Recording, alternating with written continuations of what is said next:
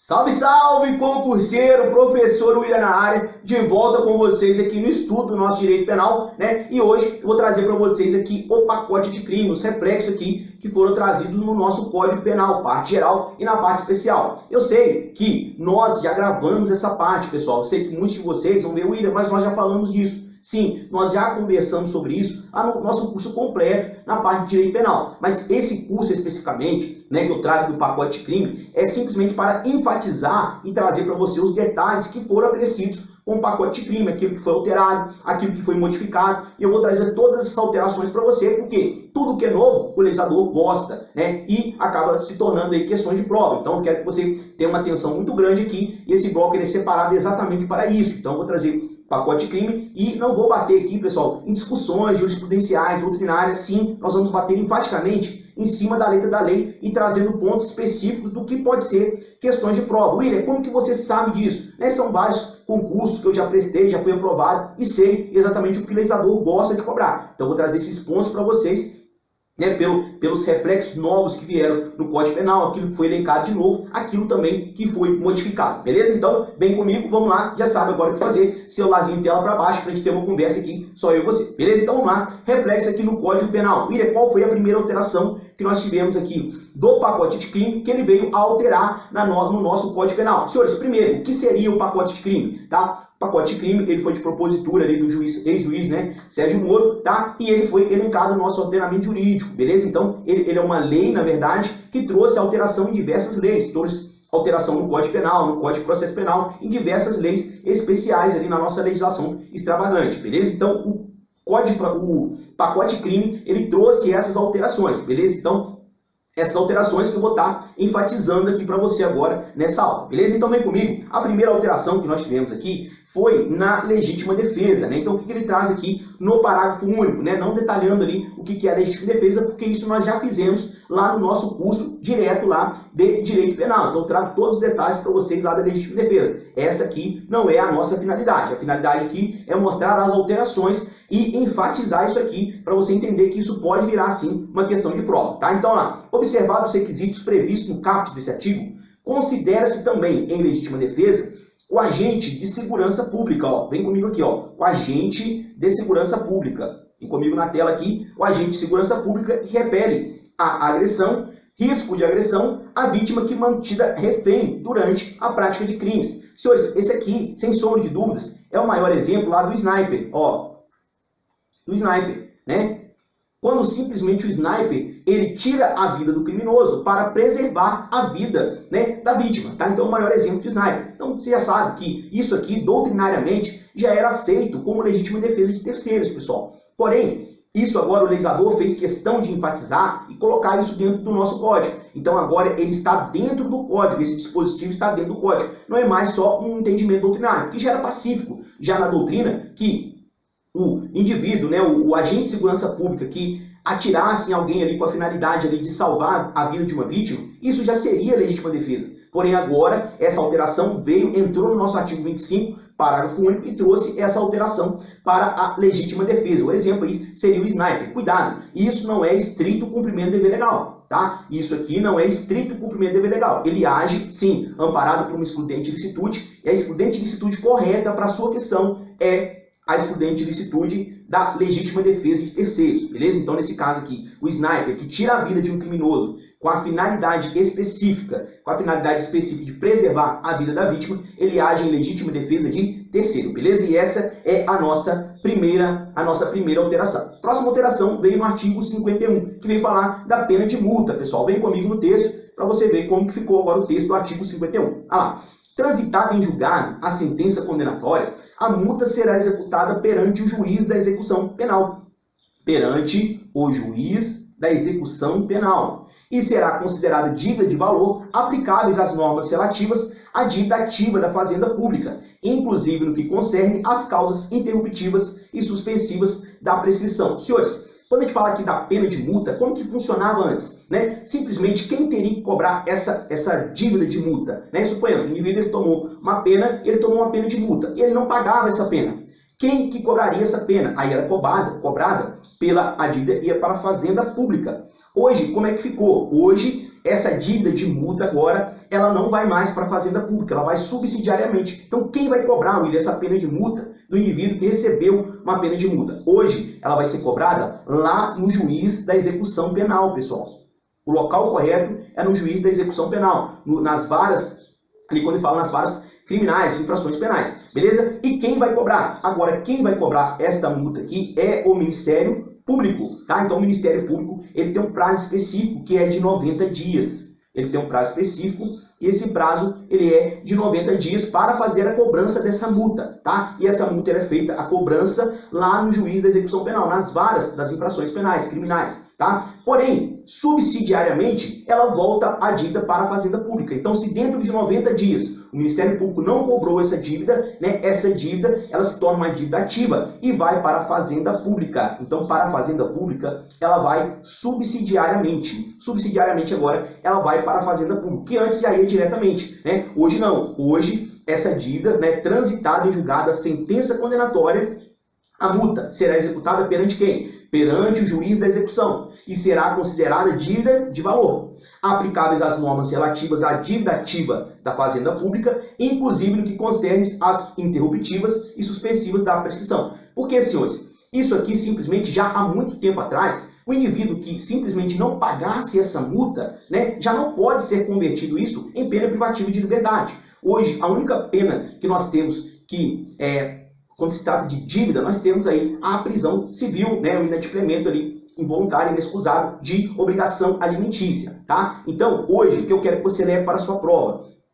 Prisão por dívida hoje, só a prisão civil no caso de obrigação alimentícia, tá? Então, essa pena de multa, ainda que o indivíduo não pague essa pena, isso pode ser convertido em pena privativa de liberdade? A resposta é não, tá? Então, ele ganhou essa pena de multa, ganhou, por exemplo, uma pena privativa de liberdade combinada com uma pena de multa. Nesse caso, o indivíduo saiu do estabelecimento penal e depois essa dívida vai ser cobrada dele, essa dívida de valor. Porém, essa dívida de valor, hoje, não é mais a Fazenda Pública que vai cobrar, e sim o Ministério Público. E isso vai ser perante o juiz da execução. Se dentro dos 90 dias o Ministério Público não cobrar essa dívida, aí sim nós teremos a Fazenda Pública cobrando isso como dívida de valor. Mas isso não pode ser convertido em pena privativa de liberdade. Hoje, prisão civil, tu já sabe que é só pensão alimentícia. Beleza? Tranquilo? Essa é a nossa próxima alteração. Vem comigo agora no limite das penas. Isso aqui foi extremamente repercutido pela mídia. Espero que vocês já tenham visto isso em jornal, né, ou em revista, ou situações, né, diferentes que já tenham passado, tá? Então, quando a gente fala aqui desse tempo de cumprimento de pena, hoje, quando se fala em tempo de cumprimento de pena privativa de liberdade, né, a pena não pode superior mais do que a 40 anos. Então, antes, pessoal, o que se falava em 30 anos, hoje não mais. Hoje é 40 anos. Eu sei que você já viu muitas das vezes alguns indivíduos que falaram, o cara tomou 400 anos, o cara tomou 300 anos, ele vai ficar preso todo esse tempo? Logicamente que não. Então, às vezes as pessoas perguntam, mas por que existe isso então de 30 anos de limite, agora não mais 30 e sim 40? Porque simplesmente isso vai influenciar na progressão de regime do indivíduo, tá? Então, isso vai influenciar exatamente na progressão de regime. Então, para ele progredir agora, a dificuldade é bem maior, beleza? Então, o indivíduo que tomou uma pena de 400, de 300 anos, provavelmente agora ele vai ficar os 40 anos ali na tranca, beleza? Então, quando a gente fala agora de tempo de cumprimento de pena, não mais 30 anos e sim 40 anos. Isso aqui, senhores, nada mais é que uma novatio legis imperius, tá? Cuidado com isso, ó. Uma novatio, anote aí no seu material. Novatio legis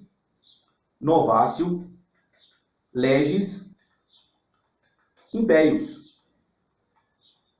William, o que seria essa novatio legis imperius? Essa novatio legis imperius, pessoal, é para pior, é uma lei para pior. Então, logo, ela não retroage, beleza? Então, os indivíduos ali que tomaram essas penas, especificamente, o cara tomou uma pena diferenciada, né? Hoje, novatio legis imperius é uma lei para pior. Então, logo, ela não retroage, ela só vai retroagir em benefício do réu, em benefício do agente, tá? Então, guarde isso aí, não esqueça, coloque no seu material. Hoje, a pena, o cumprimento máximo aqui de pena, não pode ser superior a 40 anos, beleza? Vamos lá para o próximo ponto, aí fala, quando o agente for condenado a penas privativas de liberdade, cuja soma seja superior a 40 anos, devem elas ser unificadas para atender o limite máximo. Então, vai fazer a unificação da pena simplesmente para não ficar maior aqui, não ser maior desse cumprimento máximo aqui de 40 anos, porque ele pode tomar uma pena em abstrato, como eu trouxe para você, muito maior.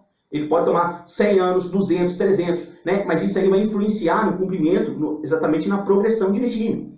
Né? Vai influenciar na progressão de regime. Mas o tempo que ele vai ficar, o máximo de cumprimento, é 40 anos. Beleza? Tranquilo, espero que eu tenha sido claro. Beleza? O próximo ponto que a gente vai conversar aqui é sobre o livramento condicional. É lógico que eu não vou detalhar todos os pontos para você aqui do livramento condicional, tá? Eu vou trazer para você aqui o que realmente foi alteração e aquilo que eu acredito enfaticamente que virá como questão na sua prova quando se trata do livramento condicional. Beleza? Então aqui, nós temos aqui no nosso artigo 83, exatamente a alteração. Olha lá, comprovado o quê? Ele trouxe aqui agora o que era um texto único, ele trouxe agora em alíneas, ele trouxe A, B, C e D. Então, condições aqui, comprovado o que você precisa para obter aqui o livramento condicional. Olha lá, bom comportamento durante a execução da pena. Então isso aqui já era antes já considerado dessa forma. O bom cumprimento ali, o bom cumprimento durante a execução da pena. São chamados de requisitos subjetivos ali para ele ganhar o livramento condicional. Beleza? Aqui, que eu acredito que poderá vir na sua prova lá, que é novo, realmente é novo essa linha B. Ele fala, não cometimento de falta grave nos últimos 12 meses. Então coloque isso aí no teu material, porque realmente é importante. Então, a gente fala não cometimento de falta grave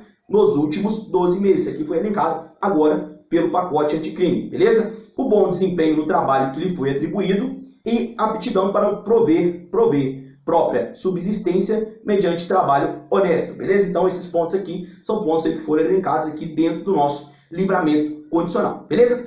Próximo ponto, senhores, aqui, né, desses reflexos aqui no Código Penal, trazidos pelo pacote de crime, vamos falar um pouco sobre os efeitos da condenação, no artigo 91A, que foi elencado aqui ao nosso Código Penal. Isso aqui realmente é novidade, ele não existia, ele foi colocado aqui dentro, ele não foi simplesmente alterado, ele simplesmente é novo, é algo um ponto novo, beleza? Então vem comigo na leitura desse artigo. Vamos lá. Na hipótese de condenação por infrações as quais a lei comine pena máxima superior a 6 anos de reclusão, então guarde isso aqui, isso vai ser objeto de prova.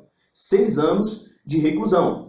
Poderá ser decretada a perda como produto ou proveito do crime dos bens correspondentes à diferença entre o valor do patrimônio do condenado e aquele que seja compatível com o seu rendimento lícito. Né? Então, aquela galera que gosta de simplesmente usurpar o dinheiro público, né, agora vai ter essa pena, esses efeitos aqui chamados de efeitos da condenação, elencados ao nosso Código Penal, artigo 91A. Porém, aqui que ele traz um ponto importante é que a pena máxima seja superior a 6 anos de reclusão. Não tenha dúvida, isso aqui vai ser explorado pelo examinador de banca, tá? Então falou de efeitos da condenação, você já vai lembrar, pena superior a 6 anos de reclusão, para ser decretada ali a perda dos bens, do proveito do crime, dos bens ali que foram correspondentes à diferença do valor do patrimônio indivíduo, aquilo que é lícito e aquilo que ele adquiriu de forma ilícita. Beleza? Lá. Para efeito da perda prevista no caput desse artigo, entende-se por patrimônio condenado todos os bens. Então, quem considera, o que o Código considera patrimônio aqui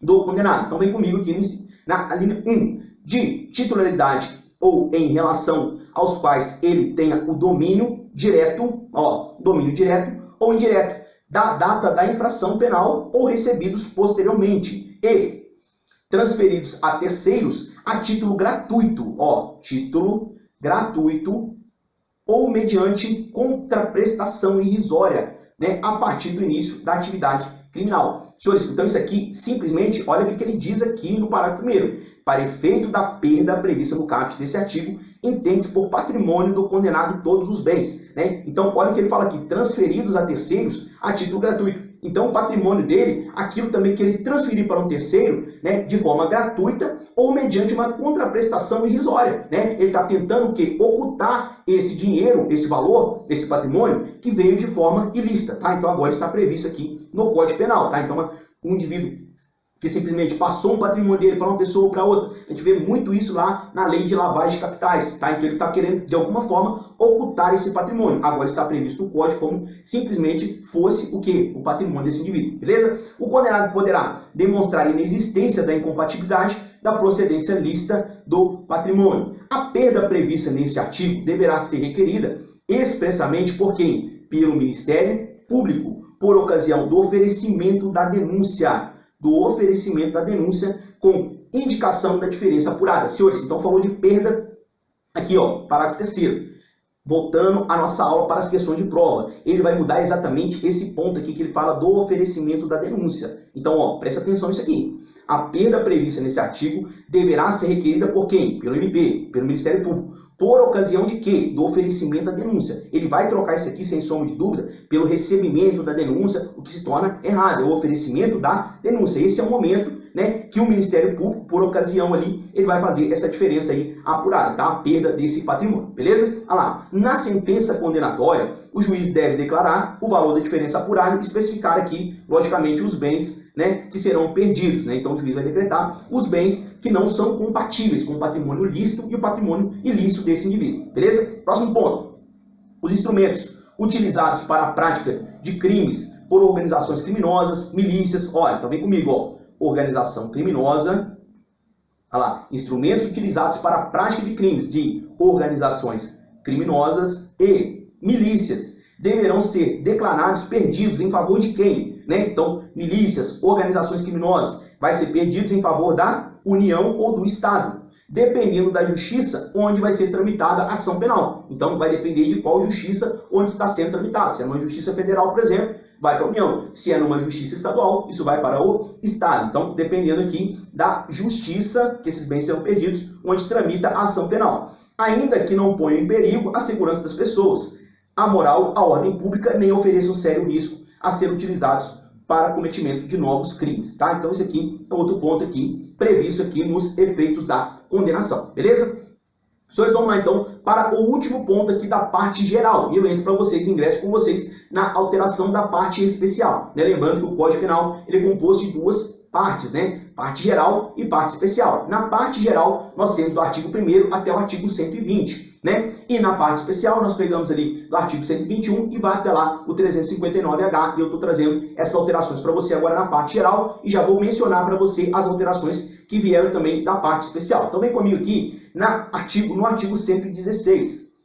Pessoal, no artigo 116 nós temos aqui as chamadas causas impeditivas da prescrição. William, prescrição é um ponto muito recorrente em prova? Não. Sinceramente, para você não, é um tema um pouco complexo, né? E é um tema que realmente raramente se vê em prova, especialmente quando a gente fala aí de carreiras policiais. Porém, se logicamente esse tema ele veio na sua prova, eu preciso que você estude. Caso não venha no seu edital, não preocupe com isso aqui, beleza? Então vamos lá. Enquanto o agente ele cumpre pena no exterior. Então primeiro eu quero mostrar para você o que seria, William, o que seria a prescrição, né? Quando uma infração penal acontece, né, um crime acontece, nós temos ali que o Estado ele não tem um ad eterno para punir o indivíduo, tá? Então ele tem um lapso temporal, um tempo, né, que ele vai punir esse indivíduo. Então existe ali a prescrição punitiva, né, a prescrição punitiva em abstrato. Eu não vou entrar neste mérito agora. Porém, o que eu quero que você entenda, quando a gente fala de causas impeditivas da prescrição, né, quais são os momentos que essa prescrição ela vai ficar congelada durante um período, né? Então aqui, essa é a alteração aqui do pacote de crime. Então vem comigo.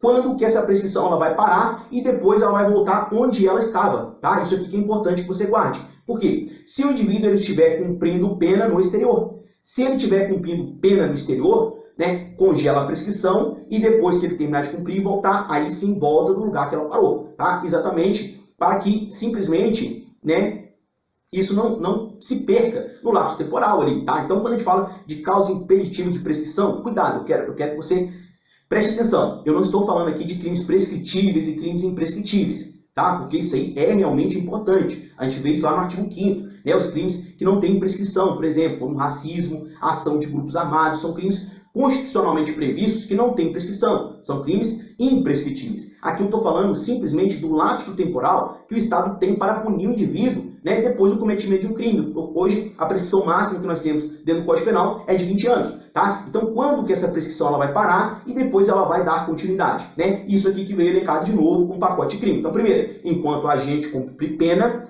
lá no exterior, está cumprindo pena no exterior, congela a prescrição. Beleza? Próximo ponto. Na pendência de embargos de declaração ou de recursos dos tribunais superiores quando inadmissíveis. E, enquanto não cumprido ou não rescindido o acordo de não persecução penal. Esse acordo de não persecução penal, nós temos essa previsão agora lá no Código de Processo Penal, não vou entrar nesse mérito agora, Mas é um ponto que, claro, se o seu concurso cobrar Código de Processo Penal, nós conversaremos com você esse ponto lá. É o acordo de não persecução penal, foi elencado também aí, agora está no Código de Processo Penal. Beleza? Então essas aqui são as alterações feitas pelo pacote de crime na parte geral. William, ingressando agora na parte especial. A primeira alteração, e é sem dúvida aquela que eu acredito que virá com muita força na sua prova, é dentro do crime de roubo. O crime de roubo, o legislador ele deu uma atenção muito grande para isso aqui e ele alterou aqui pontos importantes do crime de roubo. Porque antes, como que funcionava, William, né? Antes o legislador ele fez uma cagada, ao meu ver, né? Que simplesmente ele alterou, ele fez algumas mudanças e que simplesmente deixou, por exemplo, quando você fala de arma branca, né? Aquilo era um roubo majorado. Ele alterou isso aí, eu não vou entrar nesse ponto com você para não te confundir. Eu vou te mostrar como ficou hoje. Como que está o crime de roubo hoje, William? Então vem comigo, olha lá. Se a violência ou grave ameaça é exercido com emprego de arma branca. Então, vem comigo aqui para você entender. Ó, aumenta-se a pena de 1/3 até a metade, ó. 1/3 até a metade. Então, o que foi feito no crime de roubo? Primeiro, nós temos o roubo simples, nós temos o roubo com emprego de arma branca, nós temos o roubo com emprego de arma de fogo e nós temos o roubo com emprego de arma de fogo de uso restrito ou proibido. Então o legislador ele fez uma escadinha de acordo com a gravidade dos crimes. Então vem comigo para você entender. Primeiro, se a violência ou grave ameaça é exercido com emprego de arma branca. William, se for com emprego de arma branca, a pena aumenta de 1/3 até a metade. Está aqui para você, ó. Falou de arma branca, tá aqui, ó. Emprego de arma branca, o aumento de pena é de 1/3 até a metade. Beleza? De 1/3 até a metade. Então esse é o primeiro aumento de pena quando a gente fala aqui do roubo com emprego de arma branca. Aí depois ele vem e traz outro ponto, olha lá. A pena é aumentada de 2/3, tá vendo? Ele aumentou mais um pouco. Se da violência ou ameaça, o emprego com emprego de arma de fogo. Então, o que você precisa guardar? Falou arma branca, né? Aí tu já sabe que é um roubo circunstanciado, um roubo majorado, um roubo com aumento de pena.